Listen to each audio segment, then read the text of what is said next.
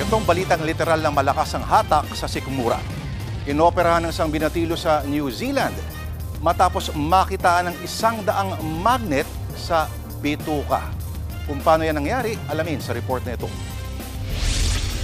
Ikinagulat ng mga doktor nang makita ang x-ray result na ito ng isang 13 years old na batang lalaki sa New Zealand dahil ang nakitang nakabara sa kanyang bituka, 100 maliliit na high-powered magnet na nagpatong-patong na.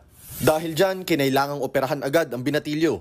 Ayon sa New Zealand Medical Journal, isinugod sa ospital ang pasyente dahil 4 na araw nang sumasakit ang kanyang tiyan. Nang suriin, inamin daw ng binatilyo na nilulunod niya nga ang mga magnet. Ang mga magnet na yan, nabili niya sa online shop na Temu. Hindi naman niya sinabi kung bakit niya nilunok ang mga ito. Ang ganyang klase ng magnet, ipinagbabawal na sa New Zealand kapag personal o sa bahay gagamitin. Delikado ito kapag nalunok dahil maaari nitong mabutas ang bituka at maging sanhi ng komplikasyon. Pinagpapaliwanag na ng mga otoridad ang online shop kung paano ito na-deliver sa bata. Nagsasagawa na rin ng sariling investigasyon ang Temu. Sa ngayon, ligtas na ang binatilyo at nakalabas na rin ng ospital matapos ang higit 1 linggong pagkaka-confine. Nagbabalita mula sa Frontline, Ian Suyu, News 5.